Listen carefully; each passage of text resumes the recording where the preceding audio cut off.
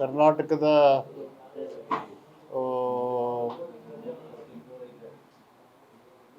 ಜನರ ಭಾಷೆ, ಬದುಕು, ನಮ್ಮ ಸಂಸ್ಕೃತಿ ಮತ್ತು ನಮ್ಮ ಮೂಲ ಸೌಕರ್ಯಗಳ ಸಂರಕ್ಷಣೆಗೆ ನಿರಂತರವಾಗಿ ಈ ಥರ ಬಂದ್ಗಳು, ಹೋರಾಟಗಳು ಮಾಡ್ತಾನೆ ಬಂದಿದ್ದಾರೆ.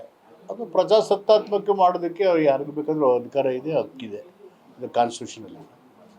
ಮಹಾರಾಷ್ಟ್ರ ಪದೇ ಪದೇ ಅನವಶ್ಯಕವಾಗಿ ಈ ಥರ ಸೌಹಾರ್ದತೆಯಿಂದ ಇರಬೇಕು, ಸೆಟಲ್ಡ್ ಮ್ಯಾಟ್ರ್ ಅದು, ಗಡಿ ಪ್ರದೇಶದ್ದು ಸೆಟಲ್ಡ್ ಆಗಿರೋ ವಿಷಯಕ್ಕೆ ತಕರಾರು ತಗೊಂಡು ಎರಡು ರಾಜ್ಯಗಳ ಸೌಹಾರ್ದತೆಯನ್ನು, ನೆಮ್ಮದಿಯನ್ನು ಹಾಳು ಮಾಡೋದು ಸರಿಯಲ್ಲ.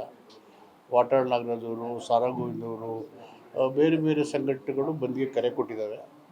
ಅವು ಸ್ವಯಂ ಪ್ರೇರಿತವಾಗಿ ಸಾರ್ವಜನಿಕರಿಗೆ ತೊಂದರೆ ಆಗದೇ ಬಲವಂತಪಡಿಸ್ತೇನೆ ಮಾಡೋದಕ್ಕೆ ಯಾರ್ದು ತಕರಾರಿಲ್ಲ. ಅವರು ಮಾಡ್ತಾ ಇದ್ದಾರೆ, ಅದಕ್ಕೆ ಯಾರ್ದು ವಿರೋಧ ಇಲ್ಲ. ನಿನ್ನೆ ಸದನದಲ್ಲಿ ಬಿಜೆಪಿಯವರ ವರ್ತನೆ ಬಗ್ಗೆ ಬಹಳಷ್ಟು ಟೀಕೆ ಆಗ್ತಿದೆ. ನಾನು 40 ವರ್ಷ ಆಯಿತು ಅಸೆಂಬ್ಲಿಗೆ ಹೋಗಿ. 1985 ಟು 2025 40 ಆಗ್ಲಿಲ್ವಾ? ಯಾವತ್ತೂ ನಾನು ಈ 40 ವರ್ಷದಲ್ಲಿ ಈ ಥರ ವರ್ತನೆ ನೋಡಲಿಲ್ಲ. ವೆಲ್ಗಿಡಿದು ಗಲಾಟೆ ಪ್ರತಿಭಟನೆ ಮಾಡಲಿ, ಹಕ್ಕಿದೆ. ಆದರೆ ಸ್ಪೀಕರ್ ಅವರ ಕೂತಿರೋ ಸ್ಥಾನಕ್ಕೆ ಹೋಗಿ ಗಲಾಟೆ ಮಾಡಿ ಕಲಾಪದ ಕಾರ್ಯಕ್ಕೆ ಅಡಚಣೆ ಉಂಟು ಮಾಡಿ ಪೇಪರನ್ನು, ಪತ್ರಿಕೆಗಳನ್ನು ಅವರು ಹರಿದು ಮುಖದ ಮೇಲೆ ಬೀಸಾಡೋದು, ಅದು ಪಾರ್ಲಿಮೆಂಟ್ರಿ ಡೆಮಾಕ್ರಸಿಗೆ it's a great insult to the parliamentary democracy. Parliamentary democracy ಅಂದರೆ ಚರ್ಚೆ ಮಾಡಬೇಕು, ರಾಜ್ಯದ ಸಮಸ್ಯೆಗಳನ್ನು, ಜನರ ಸಮಸ್ಯೆಗಳನ್ನು. ಕಾಯ್ದೆ ಬಂದಾಗ ಜನರಿಗೆ, ರಾಜ್ಯಕ್ಕೆ ಎಷ್ಟು ಉಪಯುಕ್ತ ಇದೆ, ಉಪಯುಕ್ತತೆ ಇಲ್ಲದೆ ಇದ್ದರೆ ಅದನ್ನು ಸರಿ ಮಾಡೋಕ್ಕೆ ಏನು ಸಲಹೆಗಳನ್ನು ಕೊಡಬೇಕು, ಅದನ್ನು ಇನ್ನೂ ಉತ್ತಮವಾಗಿ ಕಾಯ್ದೆನ ಹೆಂಗೆ ಮಾರ್ಪಾಡು ಮಾಡಬೇಕು, that is called parliamentary democracy. Democratic function success ಇರೋದು in effective parliamentary democracy. The debate in the parliament and in the assembly, ಚರ್ಚೆಗಳು ಗುಣಾತ್ಮಕವಾಗಿರಬೇಕು, ವಿಷಯ ಆಧಾರಿತ ಇರಬೇಕು. ಡೆಮಾಕ್ರಸಿ ಇರೋದನ್ನೇ ಧರ್ಮ ಮತ್ತು ಜಾತಿಯನ್ನು ಹೊರತುಪಡಿಸಿ ದೇಶದ ಮತ್ತು ರಾಜ್ಯದ ಸರ್ವಾಂಗೀಣ ಅಭಿವೃದ್ಧಿಗೆ ಎಲ್ಲರನ್ನು ಒಗ್ಗೂಡಿಸೋದಕ್ಕೆ ಇರ್ತಕ್ಕಂಥದ್ದು. ಅದರ ದುರುಪಯೋಗ ಆಯಿತು. ಪಾರ್ಲಿಮೆಂಟ್ರಿ ಡೆಮಾಕ್ರಸಿಯ ನಡವಳಿಕೆಗೆ ಅದು ವ್ಯತಿರಿಕ್ತವಾದದ್ದು. It's an insult. ಪ್ರಮುಖವಾಗಿ ಈ 18 ಜನರ ಸಸ್ಪೆಂಡ್ ಬಗ್ಗೆ ಬಿಜೆಪಿ ತಕರಾರು ಹೇಳ್ತಾ ಇದೆ. ಡಿಕ್ಟೇಟರ್ಶಿಪ್ ನಡೀತಾ ಇದೆ ಕರ್ನಾಟಕದಲ್ಲಿ. ಅವರು ಕಾನ್ಸಿಯಸ್ಸಿಂದ ಮಾತಾಡಿಲ್ಲ ಅಂತ ಅಂದ್ಕೊಂಡಿದ್ದೀನಿ ನಾನು. ಅವ್ರದ್ದೇ ಎಲ್ಲ ಫುಟೇಜ್ ಇದೆ.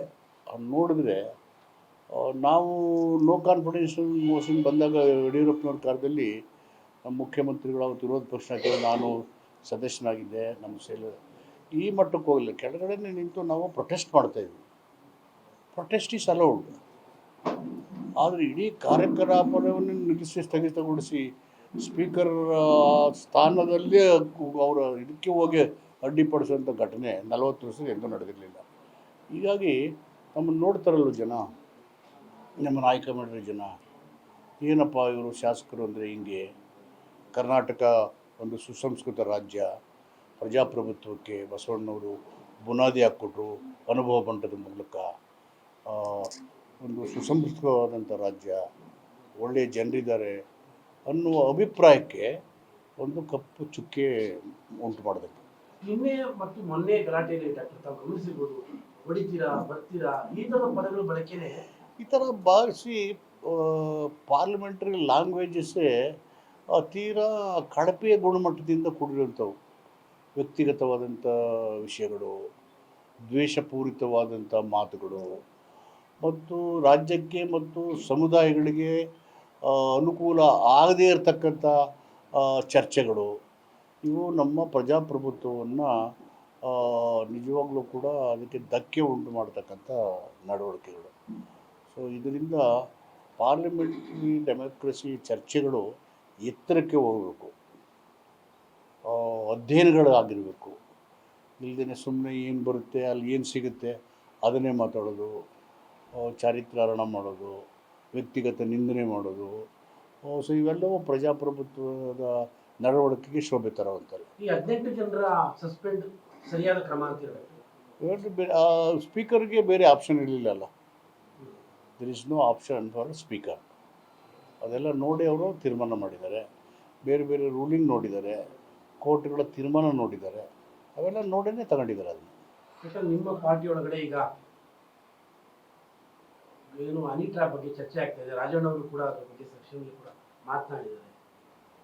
ಈಗಾಗಲೇ ಅವರು ಹೇಳಿದ್ದಾರೆ, ಈ ಥರ ಹನಿ ಟ್ರ್ಯಾಪ್ ಅನ್ನೋದು ಒಂದು ಖಾಸಗಿ ಜೀವನದ ಗೌಪ್ಯತೆಯನ್ನು ಹಾಳು ಮಾಡುವಂಥ ಒಂದು ವ್ಯವಸ್ಥಿತವಾದ ಸಂಚು ಮತ್ತು ವ್ಯಕ್ತಿ ಅಥವಾ ವ್ಯಕ್ತಿಗಳ ಚಾರಿತ್ರ್ಯ ಹರಣ ಮಾಡ್ತಾ, ವ್ಯಕ್ತಿತ್ವವನ್ನು ಹಾಳು ಮಾಡ್ತಾ ಮತ್ತು ಅವರನ್ನು ಶೋಷಣೆ ಮಾಡುವಂಥ ಒಂದು ವ್ಯವಸ್ಥಿತವಾದಂಥ ಪಿತೂರಿ.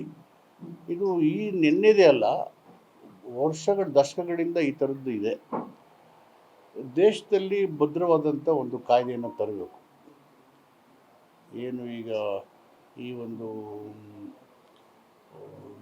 ಹೇಳ್ತಿರಲ್ಲ, ಇದು ಹನಿ ಟ್ರ್ಯಾಪ್ ಬಗ್ಗೆ ಈ ಥರ ಒಂದು ವ್ಯವಸ್ಥಿತವಾದಂಥ ಪಿತೂರಿ ಮಾಡುವ ಗುಂಪುಗಳಿದ್ದಾವಲ್ಲ, ದುರುದ್ದೇಶದಿಂದ ಕೂಡಿರುವಂಥ, ವ್ಯಕ್ತಿ ಹರಣ ಮಾಡುವಂಥ, ಚಾರಿತ್ರ್ಯ ಹರಣ ಮಾಡುವ ಮತ್ತು ಶೋಷಣೆ ಮಾಡುವ ದುರುದ್ದೇಶಪೂರಿತವಾದಂಥ ಒಂದು ವ್ಯವಸ್ಥಿತವಾದಂಥ ಪಿತೂರಿ ಇದೆಯಲ್ಲ, ಯಾರೇ ಮಾಡಿರಲಿ, ಅದರ ಜೊತೆಗೆ ಇದು ಖಾಸಗಿತನದ ಗೌಪ್ಯತೆ ವಿಷಯ. ಸಂವಿಧಾನದಲ್ಲಿ ಖಾಸಗಿತನದ ಬದುಕಿನ ಹಕ್ಕಿನ ಅದರ ಉಲ್ಲಂಘನೆ. ಅದಕ್ಕೆ ಕೇಳಪ್ಪ, ಅದಕ್ಕೆ ರಾಷ್ಟ್ರವ್ಯಾಪ್ತಿ ಒಂದು ಕಾಯ್ದೆ ತಂದು ಇಂಥ ಒಂದು ಕೆಲಸ ಮಾಡುವಂಥವ್ರು ಯಾರಿಗೆ ಇದ್ರೂ ಉಗ್ರವಾದಂಥ ಕ್ರಮ ತೊಗೊಳ್ಳೋಕ್ಕೆ ಕಾಯ್ದೆಗೆ ಬಲ ಬರೋ ರೀತಿಯಲ್ಲಿ ಕಾಯ್ದೆ ದೇಶದಲ್ಲಿ ತರಬೇಕು, ರಾಜ್ಯಗಳು ತರಬೇಕು ಅನ್ನೋದು ಒಂದು ಒತ್ತಾಯ. ಹೇಳಿ ಸಚಿವರು ಈ ರೀತಿಯಾದ ದುಃಖ ತೋಡ್ಕೊಳ್ತಾರೆ. ರಾಜ್ಯದಲ್ಲಿ ಕಾನೂನು ಸುವ್ಯವಸ್ಥೆ ಏನಾಗ್ತದೆ ಅಥವಾ ಏನಾಗ್ತದೆ ಇದ್ರ ಹಿಂದೆ ಅಂತ? ಕಾನೂನು ಸುವ್ಯವಸ್ಥೆಗೂ ಈ ಹನಿ ಟ್ರ್ಯಾಪ್ನ ಪ್ರಸ್ತಾಪರಿಗೂ ಸಂಬಂಧ ಇಲ್ಲ. ಕಾನೂನು ಸುಭದ್ರವಾಗಿದೆ, ಕಾನೂನು ಸುಭದ್ರವಾಗಿದೆ. ಅವರು ಮಂತ್ರಿಗಳೇ ಅವರು ಹೇಳಿದ್ದಾರೆ. ಹೇಳಿದ ಮೇಲೆ ಗೃಹ ಮಂತ್ರಿಗಳು, ಮುಖ್ಯಮಂತ್ರಿಗಳು ಹೇಳಿದ್ದಾರೆ, ಇದನ್ನು ಉನ್ನತ ಮಟ್ಟದ ತನಿಖೆ ಮಾಡಿಸ್ತೀವಿ ಅಂತ ಹೇಳಿ. ಉನ್ನತ ಮಟ್ಟದ ತನಿಖೆ ನಡೆಸಿದ ದೇರ್ ಇಸ್ ದಿ ಮ್ಯಾಟರ್. ಅದು ಯಾರು ಏನು ಅಂತ ಗೊತ್ತಿಲ್ಲ. Truth will be revealed after N enquiry.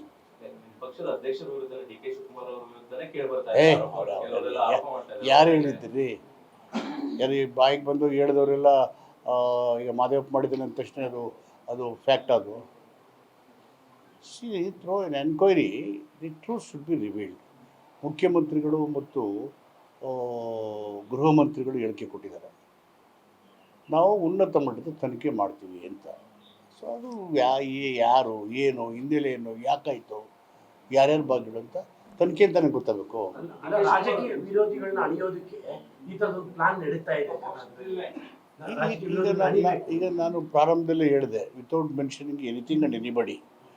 ಈ ಥರ ವ್ಯವಸ್ಥಿತವಾದಂಥ ಪಿತೂರಿಗಳು, ಅದು ಕೈಗಾರಿಕೆ ಇರ್ಬೋದು, ಹಣ ಇರೋರು ಇರ್ಬೋದು, ಪ್ರತಿಷ್ಠಿತ ಕುಟುಂಬಗಳಿರ್ಬೋದು, ಅಥವಾ ಪ್ರೇಮಿಗಳೇ ಇರ್ಬೋದು, ರಾಜಕಾರಣಿಗಳೇ ಇರ್ಬೋದು, ಬೇರೆ ಬೇರೆ ಪ್ರತಿಷ್ಠೆ ಇರ್ಬೋದು, ವ್ಯವಸ್ಥಿತವಾದಂಥ ಪಿತೂರಿಗಳು ನಡೀತವೆ. ಅದು ನಡೆಯುವಾಗ ಅದಕ್ಕೆ ಸುಭದ್ರವಾದಂಥ ಕಾಯ್ದೆಯನ್ನು ತಂದು ನಿಯಂತ್ರಿಸಬೇಕು, ಉಗ್ರ ಕ್ರಮ ತೆಗೆಯುವಂಥ ಖಾಸಗಿತನದ ಬದುಕು ಇದು. Privacy of life, privacy of an individual. ಅಲ್ಲಿ ಯಾವ ಥರದ ಪಾಲಿಟಿಕ್ಸ್ ಆಗ್ತಾ ಇದೆ ಕರ್ನಾಟಕದಲ್ಲಿ? ಅಲ್ಲ, ಈ ಥರದ ನಡುಗಳು ನಿಜವಾಗ್ಲೂ ಕೂಡ ಎಲ್ಲರೂ ಕೂಡ ಎಚ್ಚರಿಕೆಯಿಂದ ಇರಬೇಕು. ಜೊತೆಗೆ ಒಂದು ಸುಭದ್ರವಾದಂಥ ಕಾನೂನೇ ಬೇಕು ಅಂತ ಬಯಸೋದು ನಾನು. ಅಲ್ಲ, ರಾಜಕೀಯ ವಿರೋಧ ಅಣಿಯೋಕ್ಕೋಸ್ಕರವಾಗಿ ನಡೀತಾ ಇದೆ ಕರ್ನಾಟಕ ಪಾಲಿಟಿಕ್ಸ್. ಅದು ಗೊತ್ತಿಲ್ಲ, ಯಾವ ಉದ್ದೇಶದಿಂದ ಆಗಿದೆ ಅಂತ ಹೇಳಿದರು ರಾಜಣ್ಣವರು ಗೊತ್ತಿಲ್ಲ. ಇವೆಲ್ಲ ಗೊತ್ತಾಗಬೇಕಾದ್ರೆ ಒಂದು ಎನ್ಕ್ವೈರಿ ಆಗಬೇಕಲ್ಲ. ಅಲ್ಲ, ಕರ್ನಾಟಕ ಪಾಲಿಟಿಕ್ಸ್ ಯಾವ ಕಡೆ ಈಗ ನಮಗೆ ಗೊತ್ತಿರೋಲ್ಲ, ಪಾಲಿಟಿಕ್ಸೇ ಮಾಡಿಬಿಟ್ಟಿದ್ರೆ ಅಂತ ಗೊತ್ತಿರೋಲ್ಲ, ಪಾಲಿಟಿಷಿಯನ್ನೇ ಮಾಡಿದ್ರೆ ಅಂತ ಗೊತ್ತಿಲ್ಲ ನಮಗೆ. We don't know what is that we know. So until and unless an enquiry is conducted and a report is obtained, ಅದರ ಆಧಾರದ ಮೇಲೆ ಕ್ರಮ ಯಾರೇ ಆಗಲಿ ತಗೋತೀವಿ ಅಂತ ಹೇಳಿದ್ದಾರೆ ಮುಖ್ಯಮಂತ್ರಿಗಳು. ಯಾರು ಎಷ್ಟೇ ಎತ್ತರದಲ್ಲಿ ತಗೊಳ್ತೀವಿ ಅಂದಮೇಲೆ ಅದು ಇಪ್ಸ್ ಆ್ಯಂಡ್ ಬಟ್ಸ್ ಪ್ರಶ್ನೆ ಬರೋದೇ ಇಲ್ಲ. ಉತ್ತರ ಬಾಯಿ ಬಿಡಿಸೋದು ಭಾರಿ ಕಷ್ಟ ಇದೆ. ಈ 40 ವರ್ಷದಲ್ಲಿ ಈ ಥರದ ರಾಜಕಾರಣ ನೋಡಿದ್ರೆ ಅದನ್ನ ಹೇಳ್ಬಿಡಿ. ಈಗ ಖಂಡಿತ ನಾನು ಹೇಳಿದ್ನಲ್ಲ, ಈ ಥರ ನೋಡೇ ಇಲ್ಲ ನಾನು. ಇವೆಲ್ಲ ನಮ್ಗೆ ಗೊತ್ತಿಲ್ಲದೇ ಇರೋ ವಿಷಯಗಳು. ಈಗ ಬಂದ್ಬಿಟ್ಟು ಏನಾಗುತ್ತೆ, ಸಾರ್ವಜನಿಕ ಜೀವನದಲ್ಲಿ ಇರ್ತಕ್ಕಂಥ ವ್ಯಕ್ತಿಗಳ ಸಾಂಸ್ಕೃತಿಕ ನಾಯಕತ್ವ ಕಳೆಗುಂದುತ್ತಾ ಇದೆ. ಇದರಿಂದ ಜನಜೀವನದ ಮೇಲೆ ದುಷ್ಪರಿಣಾಮ ಆಗುತ್ತೆ. ಅದು 48 ಜನರದ್ದು ಈ ರೀತಿ ಆಗಿದೆ ಅಂತ ಹೇಳ್ತಾರೆ. ಸಿಎಂ ಪರ ಇದ್ದವ್ರದ್ದೇ ಈ ರೀತಿ ಪ್ರಕರಣ ಆಗಿದೆ ಅಂತ ಅನ್ನೋದು ತುಂಬಾ. ಅರೆ ಇವ್ರಿಗೆ ಪರ ವಿರೋಧ ಅಂತ ಏನಿದೆ ಹನಿ ಟ್ರ್ಯಾಪ್ ಮಾಡೋರಿಗೆ? ಯಾವಾಗಲೂ ಸಿಎಂ ಪರ ರಾಜಕೀಯ ದುರುದ್ದೇಶ ಅಂತ ಅದೇನು ಗೊತ್ತಿಲ್ವಲ್ಲ ನಮಗೆ. What is that we know? ನೈತಿಕವಾಗಿ ಅಧಪತನ ಡೆಫಿನೆಟಾಗಿ ಇವೆಲ್ಲ ರಾಜಕೀಯ ಕೆಳಗೆ ಇಳಿತಾ ಇದೆ. ಈಗ ಇದನ್ನೇ ಇವನು ಧನಂಜಯ ಕೇರ್ ಅಂತ ಹಿಸ್ಟ್ರಿ ಪ್ರೊಫೆಸರ್ ಇದ್ರ ಹಿಂದೆ ದೊಡ್ಡ ಇವರು ಅವ್ರು ಹೇಳಿದರೆ ಮಾರಲ್ ಡಿಗ್ರಡೇಷನ್, ಕಲ್ಚರಲ್ ಡಿಮಾರಲೈಸೇಷನ್ ಅಂತ. ಮಾರಲಿ ಕಡಿಮೆ ಆಗ್ತಿದ್ವಿ, ಸಾಂಸ್ಕೃತಿಕ ಕೆಳಗೆ, ಧರ್ಮನೂ ಕೊಳ್ತೋಗ್ತಾ ಇದೆ. ಸೊ ಈ ಥರ ಪರಿಸ್ಥಿತಿ ಇದೆ. ಸಾರ್ವಜನಿಕ ವ್ಯಕ್ತಿಗಳು ಅದನ್ನು ಎತ್ತಬೇಕು. ಸಾರ್ವಜನಿಕರು ಡಿ ಕೆ ಶಿವಕುಮಾರ್ ಅವರು ಅಲೋ ಅಂದ್ರೆ ಆ ಕಡೆಯಿಂದನೂ ಅಲೋ ಅಂತಾರೆ ಅಂತ. ಕ್ರಿಯೆಗೆ ಪ್ರತಿಕ್ರಿಯೆ ಇದ್ದಾಗ ಅಷ್ಟೇ ಈ ಹೆಲಿಟಾಪ್ ಆಗ ಸಾಧ್ಯ. ಅದು ಯಾವ್ದು ಉದ್ದೇಶದಿಂದ ಇದ್ದರೆ ಅವ್ರಿಗೆ ಕೇಳಬೇಕು. ನಾನು ನಿಮ್ಗೆ ಗುಡ್ ಮಾರ್ನಿಂಗ್ ಅಂದೆ, ನೀವು ಗುಡ್ ಮಾರ್ನಿಂಗ್ ಅಂದ್ರಿ. ತಿಂಡಿ ತಿಂದ್ರೆ ಅಂದರೆ ತಿಂಡಿ ಆಯಿತು ಅಂದ್ರಿ. ಇದೇ ತರ ಇದೆ ಸರ್ ಇದೇ ತರ ಹೇಳಿದ್ರು. ಹಾಂ, ಇದೇ ತರ ಅಲ್ಲ ಅದು ಸಾಮಾನ್ಯವಾಗಿ ಹ್ಯೂಮನ್ ರಿಲೇಷನ್ಶಿಪ್. ಟ್ರಾಪ್ ಬಿಗಿನಿಂಗ್ ನಮಸ್ಸಿಗೆ ನಮಸ್ಕಾರಕ್ಕೆ ಪ್ರತಿ ನಮಸ್ಕಾರ ಹೇಳೋದು, ಮಾತಿಗೆ ಪ್ರತಿ ಮಾತು ಹೇಳೋದು, ಸಾಮಾನ್ಯ ಜನಜೀವನದಲ್ಲಿ ನಡೆಯಬೇಕಾದಂಥ ನಡವಳಿಕೆಗಳು. ಹಲವು ದೇಶದಾಗ ಹೆಲಿಟ್ರಾಪ್ಗೆ ಒಳಗಾಗ್ತಾರೆ, ಆ ತರ ಆಗ್ತಾರ ಅಂತ ಅದು ಗೊತ್ತಿಲ್ಲ. ನಾ ಹೇಳೋ ಅಲನೇ ಬೇರೆ, ಅವ್ರಿಗೆ ಯಾರ್ಯಾರು ಯಾವ ಹೇಳಿದ್ರು ಗೊತ್ತಿಲ್ಲ. ಅಲ್ಲ ಒಂದಾಗ ಸುಮ್ಮನೆ ಇಟ್ಬಿಟ್ರೆ ನೆಕ್ಸ್ಟ್ ಏನೂ ಆಗಲ್ಲ. ಏನೂ ಆಗ್ತಿಲ್ಲ. ಕಂಟಿನ್ಯೂಟಿ ಆಗ್ಬಿಡುತ್ತಲ್ಲ. ಆ? ನೆಕ್ಸ್ಟ್ ಕಂಟಿನ್ಯೂಟಿ ಆಗ್ಬಿಡುತ್ತೆ. ಅಲೋ ಅನ್ನೋದು Conversation ಕಂಟಿನ್ಯೂಟಿ ಆಗ್ಬಿಡುತ್ತೆ. ಅಲ್ಲ, ಅದಕ್ಕೂ ಇದಕ್ಕೂ ಸಂಬಂಧ ಇಲ್ಲ. ಅಲ್ಲ ಸಿಎಂ ಅವರ ರಾಜಕೀಯ ಆರೋಗ್ಯ ಹೇಗಿದೆ? ಅವ್ರ ದೈಹಿಕ ಆರೋಗ್ಯ ಅಲ್ಲ, ರಾಜಕೀಯ ಆರೋಗ್ಯ. Political health is very very very strong. ಅಲ್ಲ ಮುಂದಿನ He budget is as strong as he was. ಅಲ್ಲ ಇನ್ನು ಮುಂದಿನ 3 ವರ್ಷ ಅವ್ರದ್ದು ಬಜೆಟ್ ಇದೆಯಾ?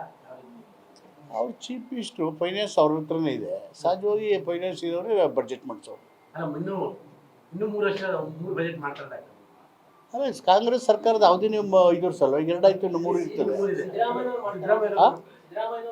ಫೈನಾನ್ಸ್ ಅವ್ರ ಹತ್ರನೇ ಇದೆಯಲ್ವಾ? ಮುಖ್ಯಮಂತ್ರಿನೂ ಹೌದೇ, ಫೈನಾನ್ಸ್ ಮಿನಿಸ್ಟರ್ ಹೌದೇ, ನ್ಯಾಚುರಲಿ ಅವರೇ ಮಾಡಿಸ್ತಾರೆ. ಯಾಕಂದ್ರೆ ಬಿಜೆಪಿ ಅವರು ಡೆಡ್ ಲೈನ್ ಗಳು ಕೊಡ್ತಾ ಇದ್ದಾರೆ. ಬಿ ಜೆ ಪಿ ಅವ್ರ ಮನೇನ ಆರ್ಡ್ರಲ್ಲಿ ಇಟ್ಕೊಂಡು, ಬಿ ಜೆ ಪಿ ಅವ್ರ ಮನೇನ ಆರ್ಡ್ರಲ್ಲಿ ಇಟ್ಕೊಂಡು. ಡಾಕ್ಟರ್ ರಾಜಣ್ಣ ಅವರು ಹೇಳಿದ್ದಾರೆ, ಸಮಾನ ಮನಸ್ಕರು ಕೂತು ಚರ್ಚೆ ಮಾಡ್ತೀವಿ ನಾವು, ಮಾದೇವಪ್ಪ ಅವರು, ಸತೀಶ್ ಜಾರಕಿಹೊಳಿ ಅವರೆಲ್ಲ ಕೂತು ಸಭೆ ಮಾಡಿ ಹೈಕಮಾಂಡ್ಗೆ ಈ ಬಗ್ಗೆ ದೂರನ ಕೊಡ್ತೀವಿ ಅಂತ ಹೇಳಿದ್ದಾರೆ. ರಾಜಣ್ಣ ಯಾವ ಇದರಲ್ಲಿ ಹೇಳಿದ್ರು ನನಗೆ ಗೊತ್ತಿಲ್ಲ.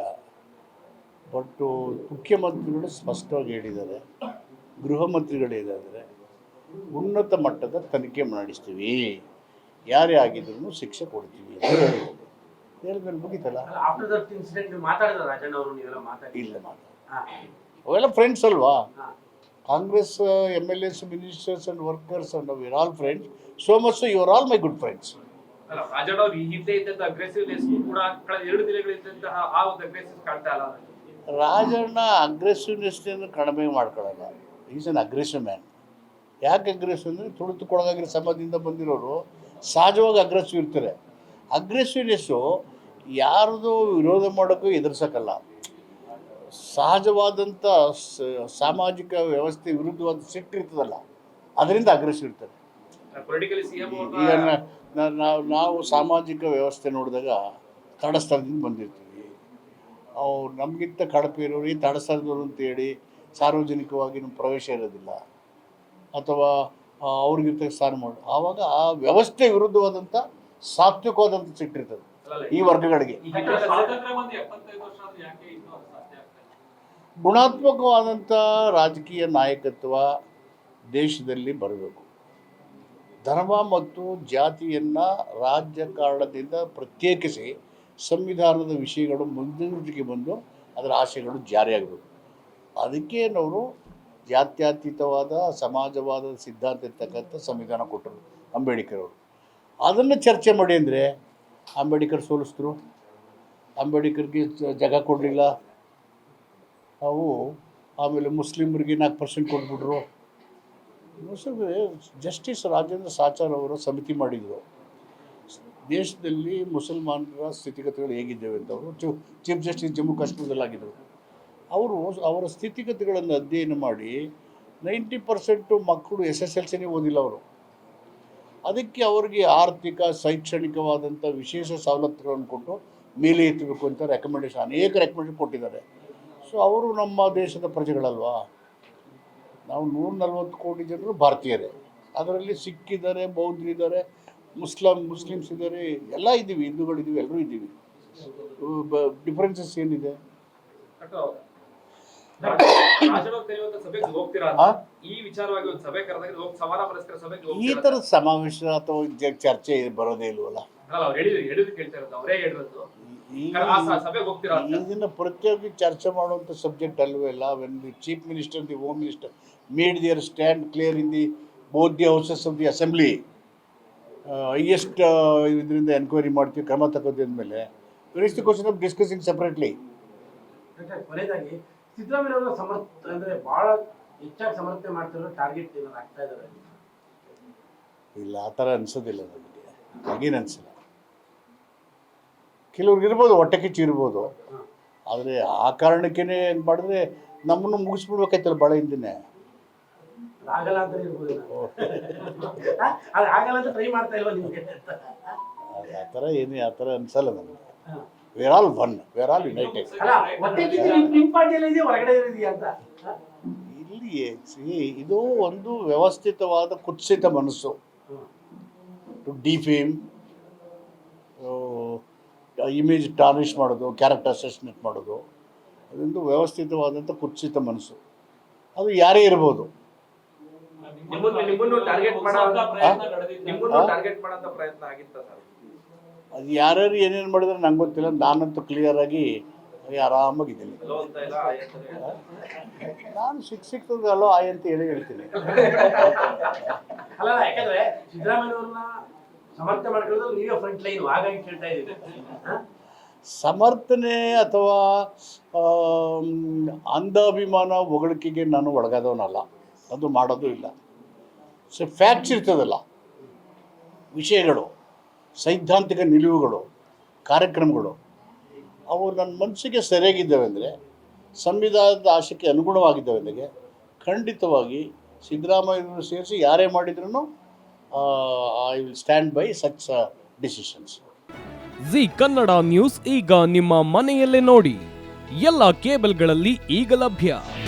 ನಿಮ್ಮ ನೆಚ್ಚಿನ ಜಿ ಕನ್ನಡ ನ್ಯೂಸ್ ಈಗ ಸನ್ ಡೈರೆಕ್ಟ್ ನಲ್ಲಿ number 292, Tata play number 1664, Jio TV number 1334, NXT digital number 30, in cable number 30, city networks 51, U digital number 162, GTPL number 17, Rockline telecommunications number 42, Shri Basaveshwara cable number 168, rural cable network 60, Vinayaka digital 57, Abhishek cable 821, city channel 53, Siddeshwara cable network 57, V4 digital Infotech 628, Surya digital networks 53, Gajanan digital number 836, Malnad Infotech private limited number 56, Metrocast number 830, Victory digital number 167ರಲ್ಲಿ ನೋಡಿ ಆನಂದಿಸಿ.